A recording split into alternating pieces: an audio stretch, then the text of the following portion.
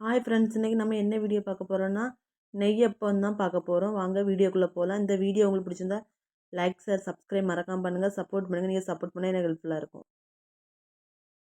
ஹெல்த்தியான கோதுமை மாவில் நெய்யப்பம் செய்ய போகிறோம். வாங்க வீடியோக்குள்ளே போகலாம். ஃபஸ்ட்டு கோதுமை மாவு எடுத்துக்கலாம். கோதுமை மாவை தட்டி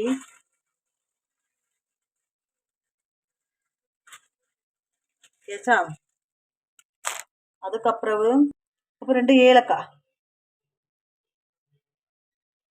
ஏலக்காவை போட்டுக்கலாம்.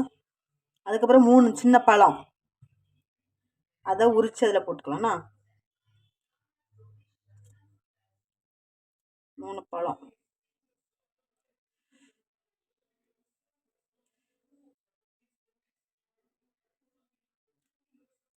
அதுக்கப்புறம் அடுப்பில் கொஞ்சம் தண்ணி ஊற்றி சர்க்கரையும் போட்டு வச்சுருந்தேன். அதை கொஞ்சம் கொஞ்சமாக ஊற்றி நல்லா கலக்கலாம்ண்ணா.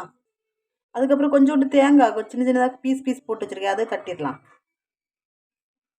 அப்புறம் லைட்டாக உப்பு போட்டாச்சா. அதுக்கப்புறம் இங்கே இருங்க,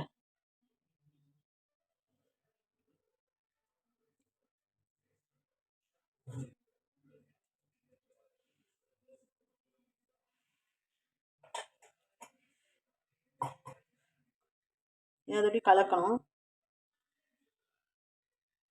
நல்லா விரவுங்க.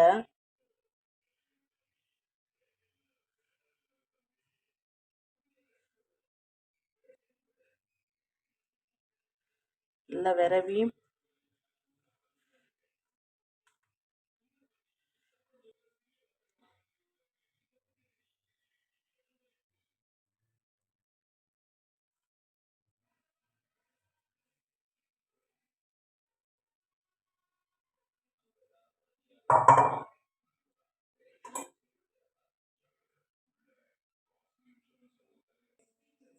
நல்லா கட்டி இல்லாமல் கலக்கணும். கட்டிலா கலக்கிண்டு ஒரு மணிக்கு அப்படியே வச்சுட்டு அதுக்கப்புறவு நம்ம சுட்டு எடுக்கலாம். சூப்பராக வரும்.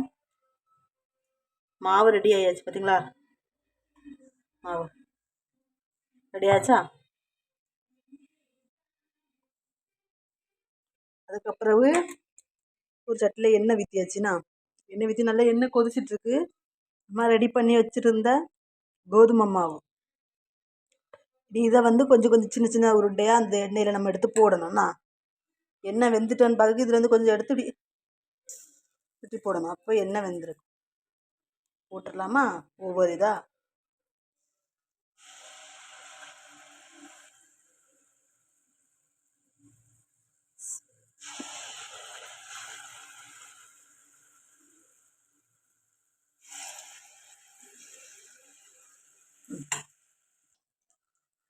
இதை மாற்றி போடணும். இல்லை புஸ்ஸு புஸ்ஸுன்னு வருது. கட்டியலா இன்னும் குண்டு குண்டாக இருக்குது. எனக்கு நெய்யப்பம் சரிங்களா.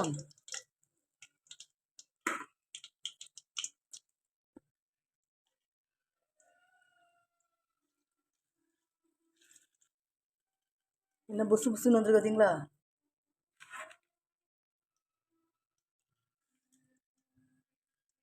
இனி எல்லாத்தையும் சுட்டு சுட்டு எடுத்துட வேண்டியதானா.